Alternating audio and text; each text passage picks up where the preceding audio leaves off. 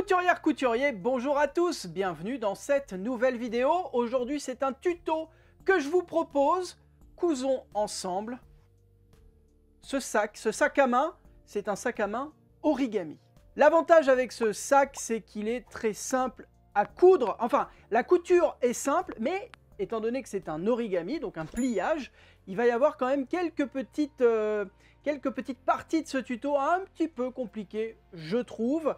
Il va falloir positionner le tissu d'une certaine façon avant de coudre. Et c'est ça qui peut parfois être un petit peu trompeur. Cependant, attendez que je calcule. 1, 2, 3, 4, 5, 6, 7, 8. Il y a 8 coutures dans ce tuto. C'est que des coutures droites en plus. Donc ça reste quand même très accessible à n'importe qui, même des personnes qui débutent la couture. Ça ne devrait pas poser de problème à ce niveau-là. Petite particularité de ce sac, déjà il est entièrement doublé. Là je vais utiliser une toile de coton bleu marine pour la doublure. Et deuxième chose, les plis à l'intérieur du sac forment des espèces de petites poches. Regardez par exemple ici, juste là, on a une poche dans laquelle, hop là, vous allez pouvoir ranger votre téléphone. Voilà, alors voilà, problème de riche, le téléphone est beaucoup trop gros. Bon, le téléphone peut-être pas une bonne idée parce que d'autant que du coup il risque de dépasser un petit peu du sac. Donc le téléphone on oublie, mais par exemple ça va vous permettre de ranger n'importe quoi d'autre. Hop là, vos petits écouteurs, clac, ça rentre sans aucun souci. Et donc cette poche est multipliée par 4, il y a la même ici et il y a la même de l'autre côté. Donc c'est un petit sac assez pratique, très rapide à coudre, parce que c'est uniquement deux grands rectangles qu'on va replier, coudre ensuite les petites anses et c'est terminé. Je vous montre. Voici le matériel dont nous allons avoir besoin pour la couture de ce sac origami. 2 rectangles de tissu. Moi, je vais utiliser cette espèce de coton assez épais, assez résistant. C'est un coton qui est utilisé pour l'ameublement, donc c'est un tissu quand même relativement épais, relativement résistant, et c'est parfait pour faire un sac. A priori, vous pouvez utiliser d'autres types de tissus un peu dans ce genre-là, c'est-à-dire assez épais et résistant. Je pense par exemple au denim, un jean, je pense au serge, la gabardine, peut-être le jacquard également. Voilà, tous ces tissus qui sont relativement épais, résistants, non extensibles, ça peut être idéal pour faire l'extérieur du sac. Et on va utiliser un second coupon de tissu, toujours aux mêmes dimensions, c'est-à-dire 90 cm sur 60, pour la doublure. Moi, je vais utiliser toujours un coton à 100%, mais dans une toile un peu plus légère, quelque chose d'un peu plus souple, parce que voilà, il n'y a pas besoin d'avoir 2 fois la même résistance dans ce sac. Je voulais pas qu'il soit trop rigide non plus mon sac, c'est pour ça que j'ai préféré choisir ce genre de tissu. En fonction du type de tissu que vous allez utiliser, si par exemple vous choisissez un tissu extérieur et un tissu intérieur relativement souple et léger, je vous conseille quand même de thermocoller le tissu extérieur de façon à ce qu'il se tienne bien, qu'il y ait quand même une petite résistance dans le sac et que ce soit solide, quoi. Si vous utilisez 2 tissus assez fins, assez légers, peut-être que votre sac ne va pas durer éternellement. C'est un peu le souci. Il risque de s'abîmer assez vite, surtout si vous l'utilisez pour ranger tout un tas d'objets et qu'il est chargé, quoi. Et enfin, à la liste du matériel, il va falloir 2 sangles de 30 cm de long et de 3 cm de large. Allez, on va passer à la découpe des tissus. Donc je vous l'ai dit, pour faire ce tuto, il va nous falloir 2 rectangles de 90 cm de large sur 60 de long. Donc moi, pour tracer de grands rectangles, en règle générale, j'utilise cette règle, qui est une règle à patchwork, que je trouve plutôt pratique puisqu'elle est complètement transparente. Et donc, pour tracer des angles droits, je me sers de la transparence pour être sûr justement que mes angles fassent bien 90 degrés. Pour tracer, j'utilise un stylo friction, qui est un stylo qui s'efface à la chaleur. Si vous n'avez pas ce genre de stylo, ou si jamais vous utilisez par exemple un tissu qui est assez foncé, dans ce cas-là, ça peut être un peu compliqué de tracer, eh bien vous pouvez utiliser une craie de tailleur par exemple, ou un petit crayon blanc, et ça marchera aussi bien évidemment. Ensuite, avec votre paire de ciseaux à tissu, on découpe bien le long des traits que nous avons faits, et ainsi on a notre premier rectangle, qui correspond là dans mon cas à l'extérieur du sac origami. On va découper exactement le même rectangle dans le tissu de doublure. Pour cela, il y a 2 possibilités. Soit vous retracez exactement le même rectangle avec votre règle et votre stylo ou votre craie de tailleur, soit comme moi, vous épinglez la première pièce que vous avez découpée sur le tissu, et ensuite vous découpez directement tout autour. Et ainsi, en 2 temps, 3 mouvements, on a nos 2 rectangles de tissu qui, je vous le rappelle, doivent faire 90 cm sur 60. Allez, on va passer à l'assemblage. On positionne l'un des tissus endroit face à nous, et par-dessus, endroit contre endroit, on positionne l'autre tissu, on épingle tout autour,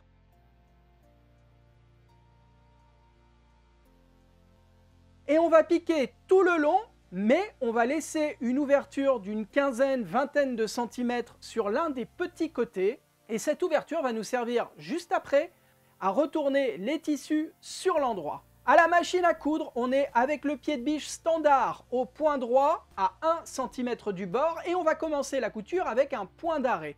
Un point d'arrêt, c'est simplement une marche arrière à la machine à coudre, suivie d'une marche avant, et le fait de piquer les points l'un sur l'autre comme ça, bloque les petits fils de couture et évite que la couture ne se défasse avec le temps.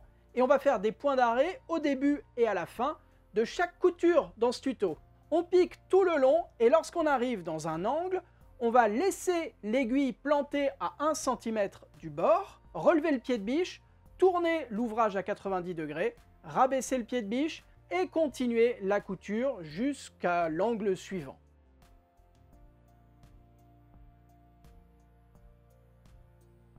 Et lorsque vous avez quasiment fait tout le tour du rectangle et qu'il ne reste qu'une vingtaine de centimètres à coudre, on s'arrête, on fait un point d'arrêt, on coupe les petits fils de couture qui dépassent, et normalement vous devriez avoir ceci sous les yeux.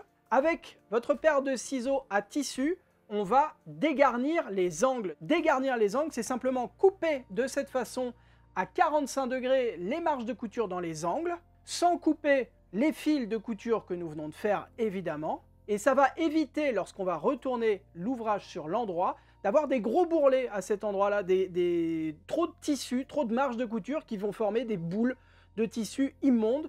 Donc pour éviter ça, alors les boules de tissu qui se retrouveraient du coup ici, hein, vraiment très visibles. Donc pour éviter ça, on dégarnit les angles. Bien, maintenant par l'ouverture que nous avons laissée, on retourne l'ouvrage sur l'endroit.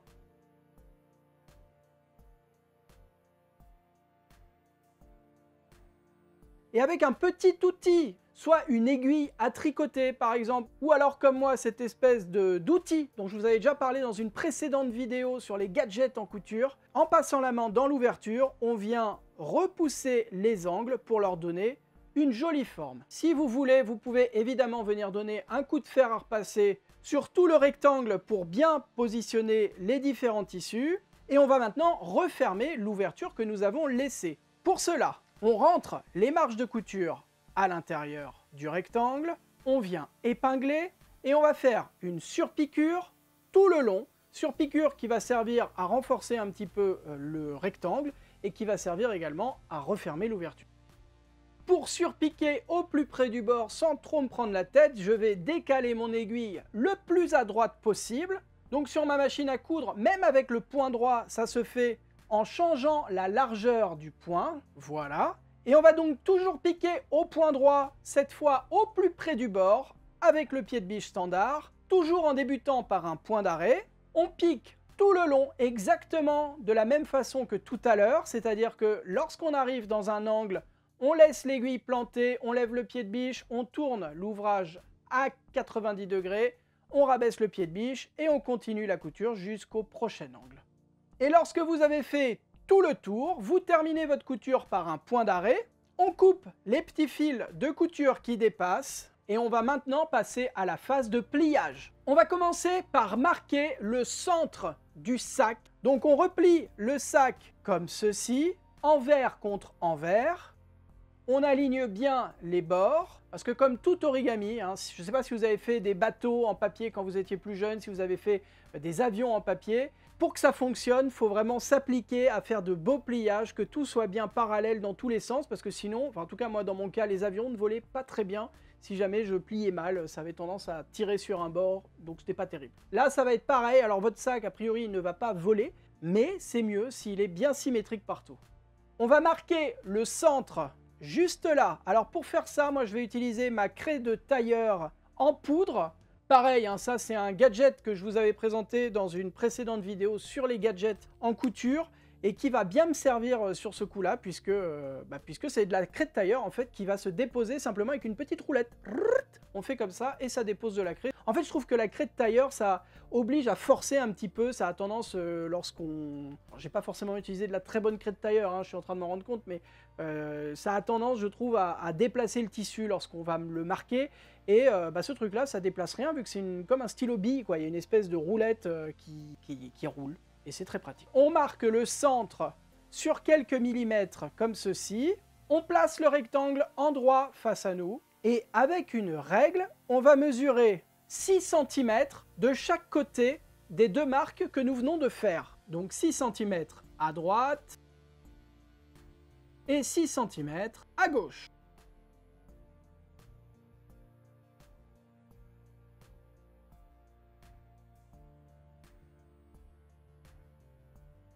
On fait évidemment la même chose de l'autre côté.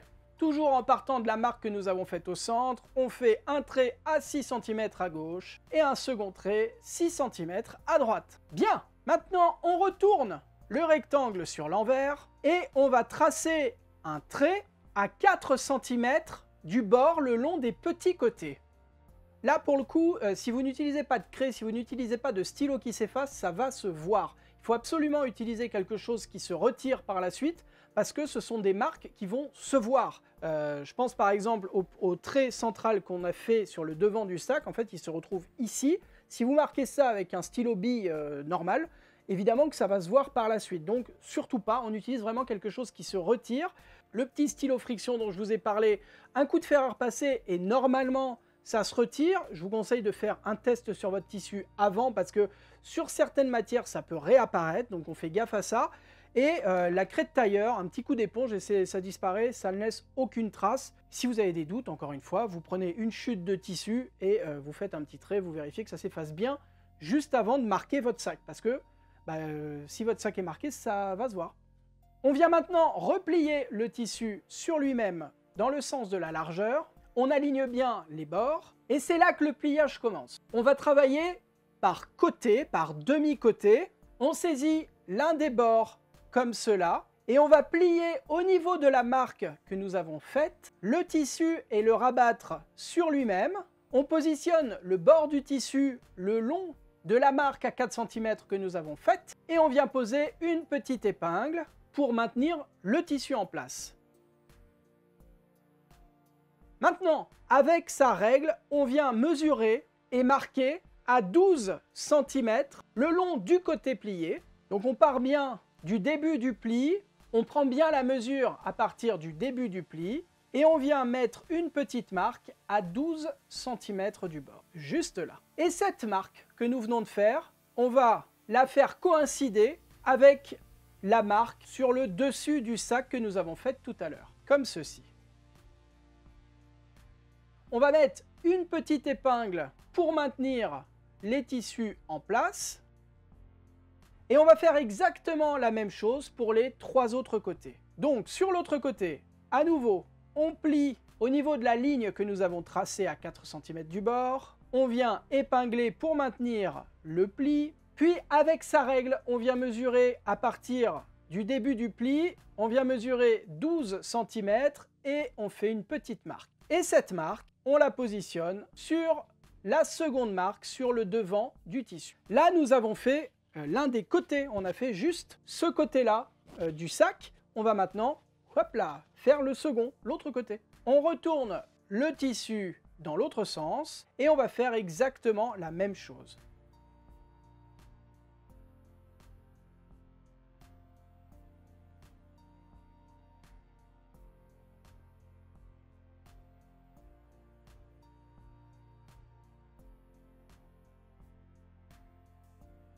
On va maintenant piquer les plis que nous venons de faire. Pour cela, avant de débuter, on va poser une petite épingle de chaque côté le long des plis, de façon à ce qu'ils ne bougent pas pendant la couture. Et à la machine à coudre, on va piquer tout le long ici. On fait exactement la même chose pour les 3 autres côtés.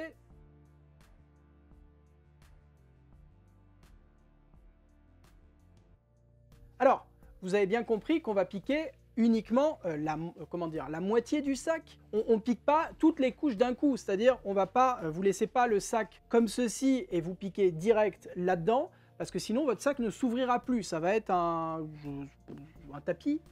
Lorsqu'on va coudre, on ouvre le sac bien en grand et on va piquer à l'intérieur comme ça tout le long. Donc sur la machine à coudre, il faudra bien décaler le sac pour éviter de piquer les couches qui n'ont pas à être piquées à ce moment-là, les couches en dessous.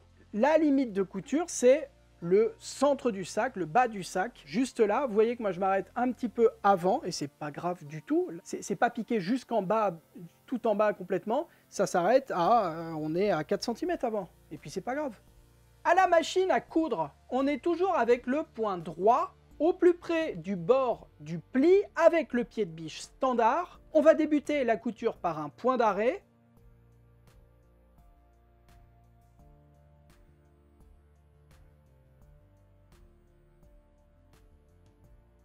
On pique tout le long du pli en faisant bien attention, encore une fois, qu'il n'y ait pas une autre couche du sac qui ne devrait pas être piquée à ce moment-là, qui se retrouve sous l'aiguille.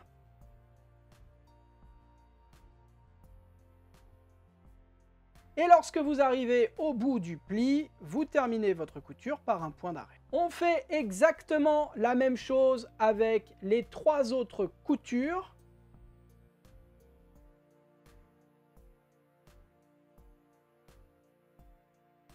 On coupe tous les petits fils de couture qui dépassent. Et si tout s'est bien passé, vous devriez avoir ceci sous les yeux. On va retourner le sac sur l'envers. On aligne bien tous les bords parce qu'on va faire une ultime couture au niveau du sac. J'espère que vous n'avez pas encore rangé votre règle parce qu'on va s'en servir. On va faire une marque à 8 cm du bord, juste ici.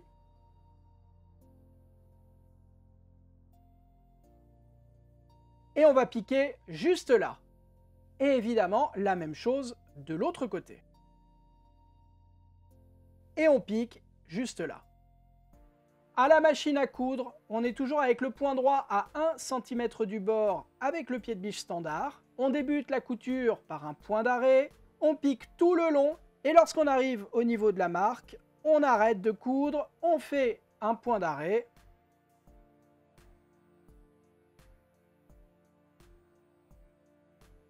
Et on passe à la seconde couture qu'on va coudre exactement de la même façon.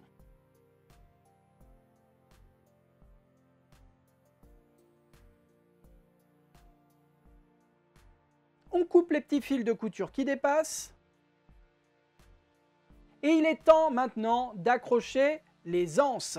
Donc je vous rappelle que chaque anse fait 30 cm de long. On va les positionner à l'intérieur du sac. Et pour que ce soit plus propre, on va faire un petit rabat de 1 cm vers l'intérieur, comme ceci, de façon à ne pas avoir les bords nus de la sangle. On vient poser des petites épingles pour éviter que ça bouge juste avant la couture. Et pour la couture, justement, on va essayer de coudre une espèce de triangle le long du tissu et de la sangle. On accroche exactement de la même façon l'autre côté de la sangle de l'autre côté du sac.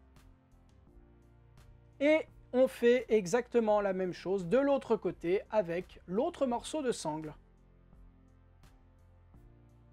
À la machine à coudre, on est toujours au point droit avec le pied de biche standard au plus près du bord de la sangle. On va piquer, je vous l'ai dit, en suivant en fait les bords du tissu et ceux de la sangle, donc en faisant une sorte de petit triangle. On prend bien son temps pour que ce soit plutôt propre. Là, c'est une couture qui risque de se voir, surtout si, comme moi, vous utilisez un fil qui contraste comme ceci. On prend bien son temps également parce que c'est assez épais à cet endroit, hein, du fait du repli de la sangle plus les 2 épaisseurs du tissu. Certaines machines peuvent commencer à tirer un petit peu la langue, donc prenez bien votre temps. Et lorsqu'on a terminé, on termine la couture par un point d'arrêt. On coud exactement de la même façon les 3 autres extrémités de sangle. On coupe tous les petits fils de couture qui dépassent. Et là, normalement, vous avez ça, le sac sur l'envers. Il ne vous reste plus qu'à repasser sur l'endroit, comme ceci. Repousser les bords qu'on a piqués tout à l'heure à 8 cm juste là. La même chose de l'autre côté. Hop là. Et votre sac est terminé. Hop là. Oula. Oui, alors, bon, évidemment. Tadam! Merci à toutes et tous d'avoir suivi cette vidéo jusqu'ici. J'espère qu'elle vous a plu. Si c'est le cas, vous connaissez la rengaine. Vous pouvez me le dire en laissant un petit commentaire, un pouce en l'air. Et surtout en n'oubliant pas de vous abonner à la chaîne YouTube. C'est le gros rectangle rouge juste en dessous où il y a marqué s'abonner. Aujourd'hui, en fait, si j'insiste un peu là-dessus, c'est qu'une personne sur deux regarde les vidéos sans être abonné. Alors, en soi, c'est pas grave, mais moi, c'est un peu le baromètre. C'est ce qui me permet de voir si les vidéos plaisent ou pas. Et puis, ça fait plaisir, quoi. Voilà. Si vous souhaitez soutenir la chaîne avec un petit peu d'argent, c'est possible maintenant sur YouTube grâce au bouton rejoindre, juste en dessous, à côté du bouton s'abonner. Pour le coup, là pareil, ça, vous cliquez et puis il y a 3 paliers qui vous sont proposés. Le plus gros palier vous permet de gagner le pins exclusif de cette chaîne YouTube. Et puis moi, ça me permet de continuer à faire ce que je fais dans de bonnes conditions. Je vous dis à vendredi pour une nouvelle vidéo. D'ici là, prenez soin de vous, bonne couture, bye bye.